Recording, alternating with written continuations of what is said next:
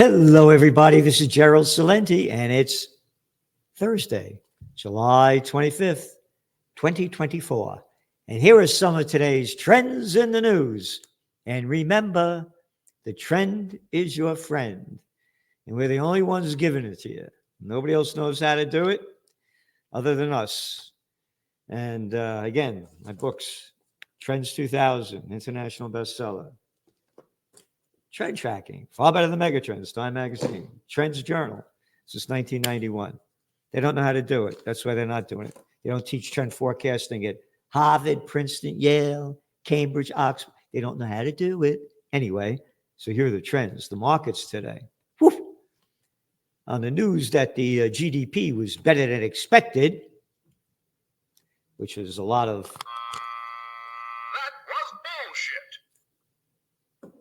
Dow went up almost 600 points.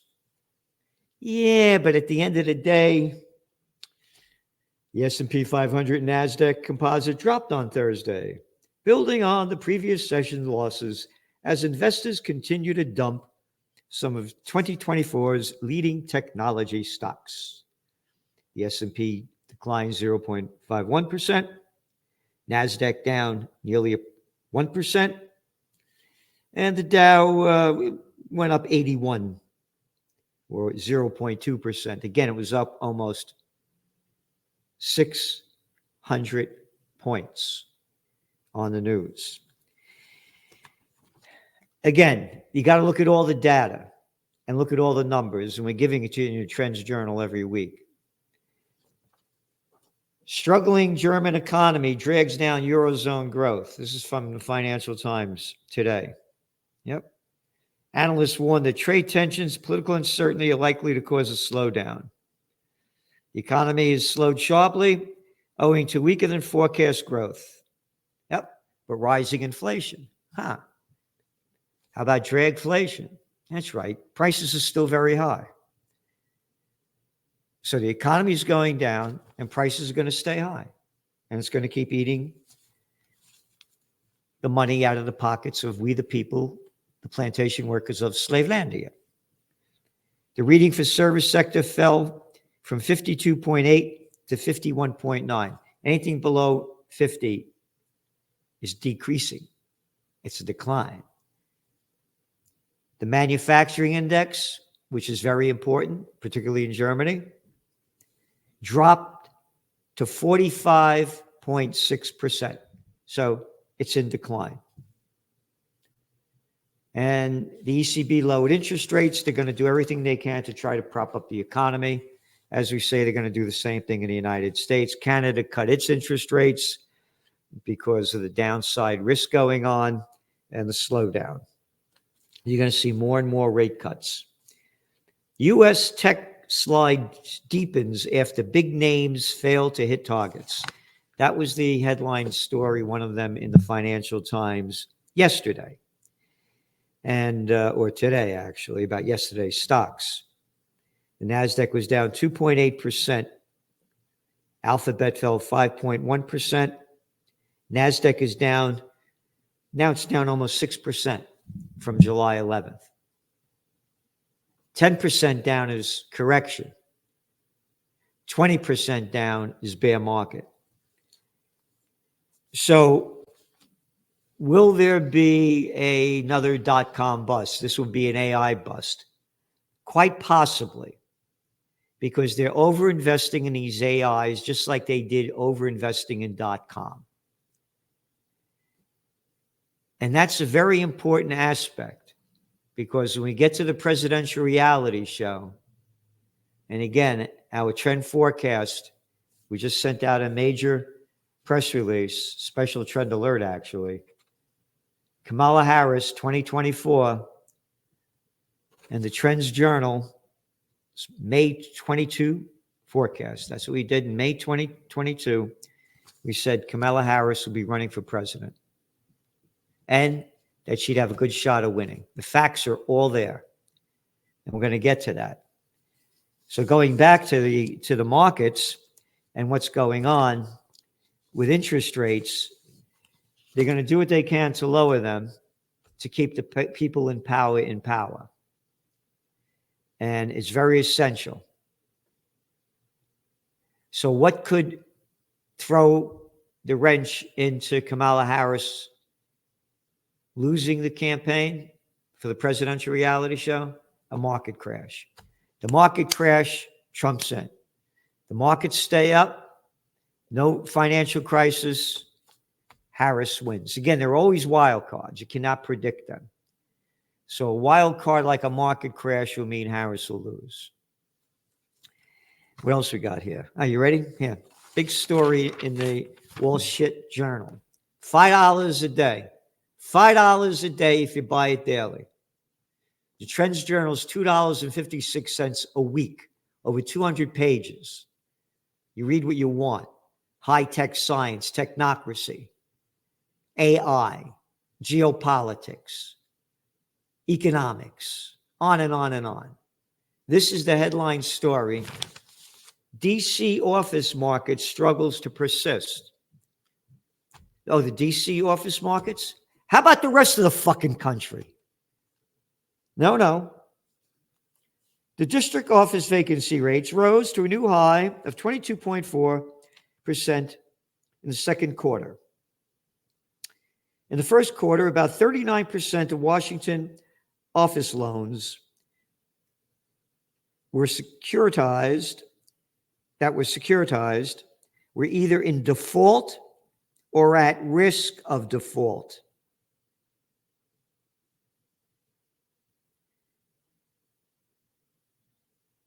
Yep.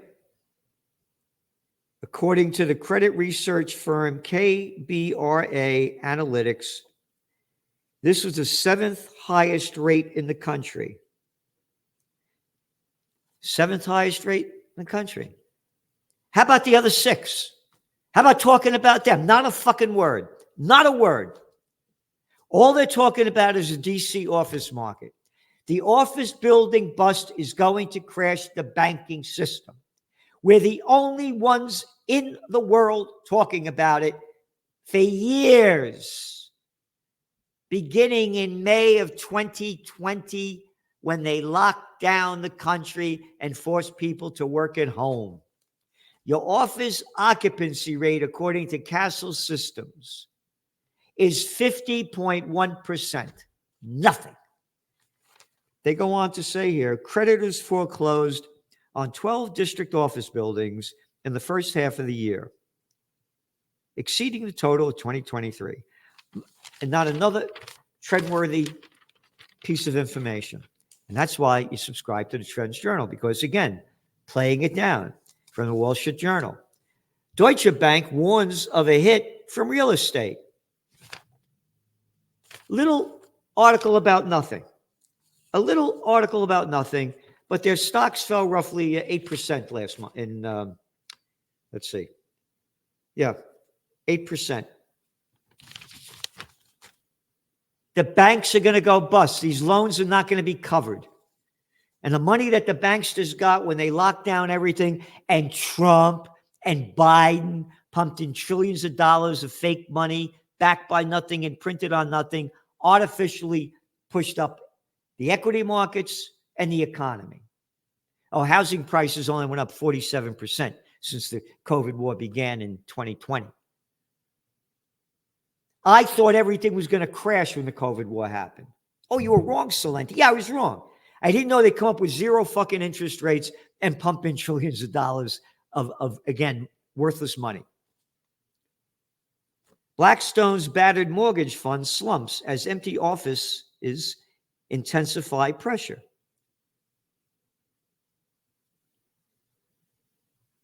Of its holdings in U.S. office space, 55% is watch list or impaired, according to an earnings presentation.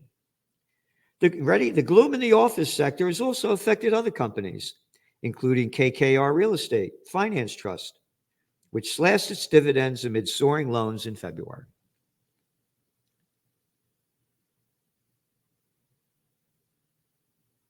They don't state in this whole article the percentage of empty office spaces in the country.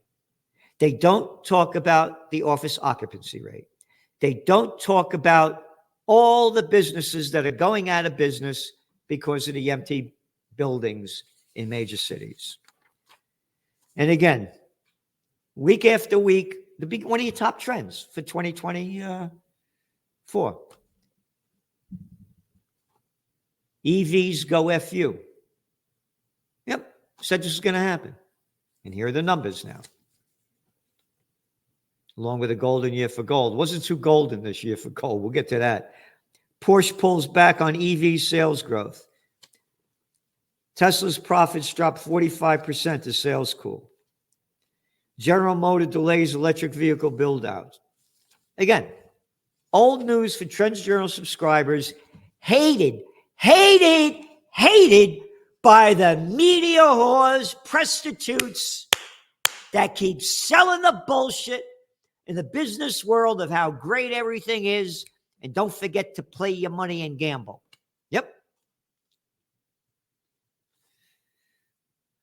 Stellantis NV's earnings plummet in first 6 months. Yeah, no shit.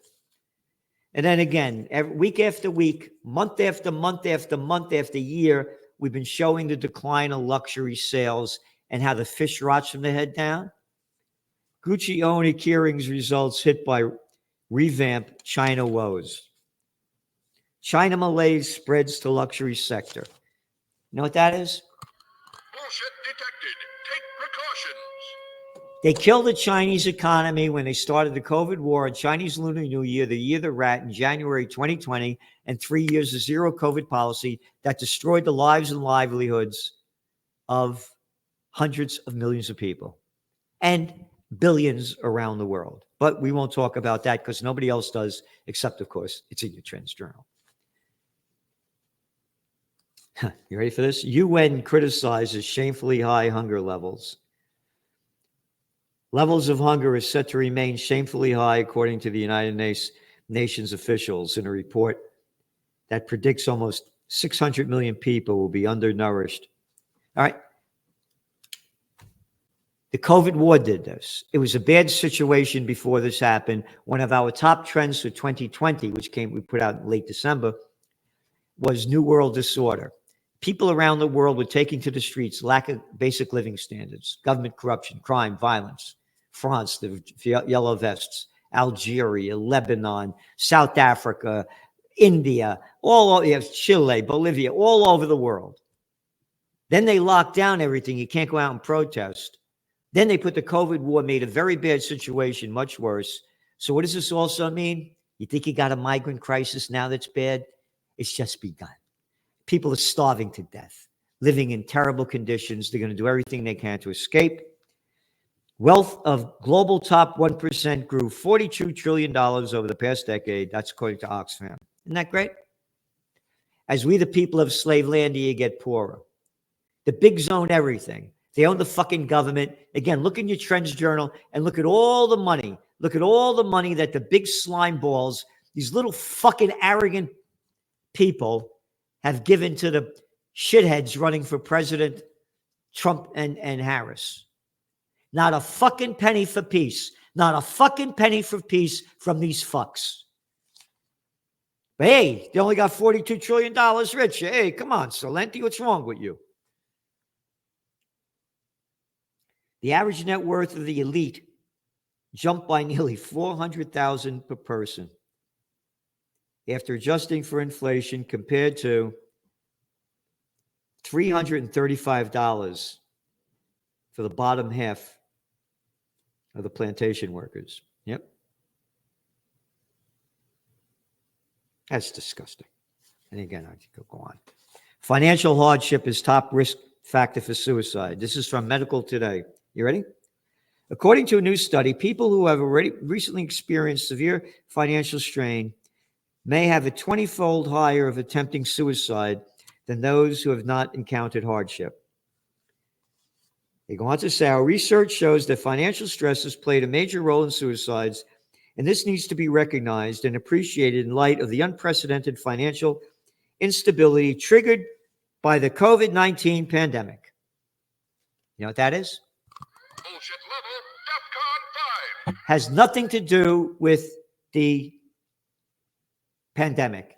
It has to do with scumbag politicians who made up this fucking shit of locking down the country when the people that were dying of COVID had 2.6 or 2.4 pre-existing comorbidities. When the average age of the people dying in Italy, the first country to lock down after China, what was the average age? 81 years old? What's the average death age in America? Like 77? Not the pandemic, politicians. That's how they're rewriting history. And I said, the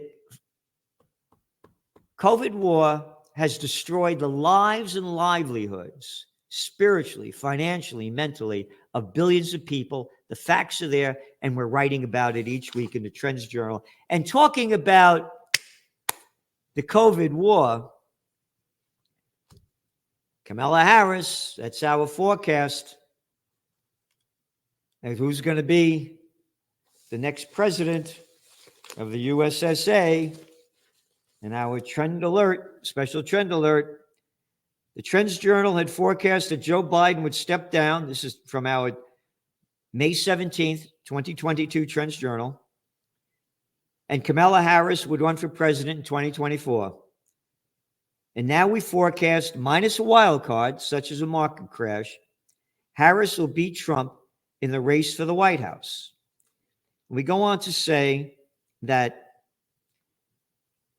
she came out in 2022. Here was what we wrote here. That we had also forecast that despite Joe Biden's low approval rating during the 2022 midterm election season, the Republicans would lose the opportunity to have a strong House majority, which they did because of their anti-abortion platform. And that Kamala Harris, as the Democratic Party heir, that's a quote, would seize upon the opportunity, which she did. And abortion was the issue. We write, and there was no better signal to issue than abortion. Gerald Celente has long said, when all else fails, they take you to war. In electoral politics, for Democrats going into the midterm elections, that saying could be edited to, when all else fails, they bring up abortion rights. And that's what she is doing. She's out there today speaking about it and getting the cheers. Harris blasts Trump vision as one of chaos, fear, and hate in fiery teachers union speech. Harris contrasted her agenda, ready? First thing, of abortion rights, LGBTQ rights, gun control, support for organized labor, student loan debt relief, with policies of the Republican nominee, Trump, and his allies on those issues. Again, abortion rights became the first one. This is the bullshit out of Harris's mouth. Your body, your choice, but not when it came to the vaccination. She was a big promoter of the COVID jab. To getting a vaccine, and what do you think is causing it, and then what do you do about it? So I start with this. The vaccines are safe, they are free, and in many cases reported to be much more serious in terms of its impact. And the vaccine will protect you from it. And about our power, and about how getting vaccinated is taking back our power from this virus. And I believe that, because when you are vaccinated, when you get vaccinated, you are not just protecting yourself. You are protecting your family. You are protecting your neighbors. You are protecting people you may never meet. How's that for fucking horse shit? Swallow the horse shit. Swallow the horse shit. No job, no jab. You're out of here. Get out of here. That's, oh, my body, my choice. You are sexist. You are sexist. I am a male. How about my body, my choice? How about my body, my choice? Fuck you, Celente. We're running the country. You're only a little piece of shit whose money we steal to give to the military-industrial complex. Oh, and the bullshit that she doesn't support the Israeli war, we got it all detailed. She was honored to speak to AIPAC. She supports, gun control. Steal the guns from the people of America, but give the Israelis all the bombs they want to murder everybody they want. Keep bloodying the killing fields of Ukraine.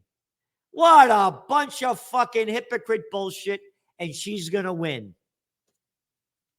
Yep.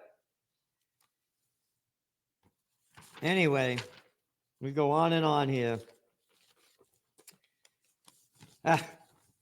Yep. Yep. And by the way, for all of those who say that she's not going to get the nomination, this is from the Wall Street Journal. By Monday evening, the vice president had enough pledged delegates to secure the nomination. So there you got it. And then here, Harris' views on Israel now went to the spotlight. That's an toilet paper record. Aides to Ms. Harris said she remained unwavering in her support for Israel. She has been equally forceful in her condemnation of the October 7th Hamas assault. Aides say she has been engaged with Israeli officials, having spoken regularly with President Isaac Herzog, as well as Benny Gantz, the former member of Israel's war cabinet. And she's particularly 20 calls between Mr. Biden and Mr. Netanyahu. Before October 7th, Ms. Harris had established a largely uncritical posture toward Israel. 3 months after becoming a senator in 2017, Ms. Harris spoke at AIPAC's annual convention, a role she called an honor.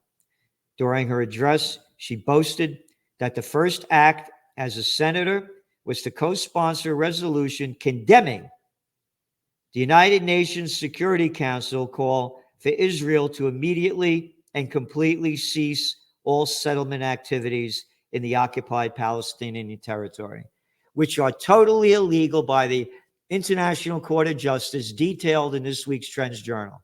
So it's all fucking bullshit. It's all fucking bullshit. And speaking about bullshit, you had, what's his name over there? Netanyahu speaking to the Congress. Well applauded for his bullshit. And defiant Netanyahu defends Gaza war. He goes on to say Netanyahu displayed his penchant for intervening in U.S. politics, honed over decades, delivering pointed jabs at Democrats and sometimes lavishing praise on Trump. This is the Wall Street Journal. He thanked Biden for supporting Israel in the 9-month war, but also sought to put White House on the defensive, calling for the United States to, quote, fast-track additional weapon shipments. Isn't that nice? Yeah, to keep slaughtering Palestinians. Our enemies are your enemies. Our fight is your fight. They may assassinate me for this. Fuck you. Fuck you. Our enemies are not your enemies. I am an American. Your enemies are not my enemies. This is a disgrace. And all those little fucking gutless pricks, and I can't say the other word, got up and applauded and applauded. Yep. They applauded Netanyahu, especially Republicans, as the prime minister walked off the dais to chants of 1,400 dead, 1,400 dead. How about the 40,000 Palestinians dead? How about them? Oh, no. Palestinian lives don't matter. Oh, hey, Harris, Black Lives Matter. Oh, Palestinian lives don't matter, huh? Nope. He thanked Trump. Yep. Give us the tools and we will finish the job, Netanyahu said. Yep. Give us the tools to keep murdering people. Keep sending over those bombs. Again, this is a disgrace. Our enemies are your enemies. Our fight is your fight. No, it's not. No, it is not. Where is the fucking outrage? Our victory will be your victory. You mean the slaughter and stealing of land? That ain't victory. They may kill me for this. I've been getting death threats. They're a murderous gang. By their deeds you shall know them. You better come to the rally on September 28th in Kingston. Go to Occupy Peace. OccupyPeace.com. Come to the rally. Judge Napolitano, Scott Ritter, Max Blumenthal, Anya Parampil. Oh, Jewish people are going to be there too. Yeah. We better unite for peace. You can see these crazy bastards and bitches that are going to take us to war. This is a total disgrace. We got a lot more to say, a lot more. It's in your Trends Journal. Go to trendsjournal.com. Trendsjournal.com, the only magazine in the world where you'll get history before it happens.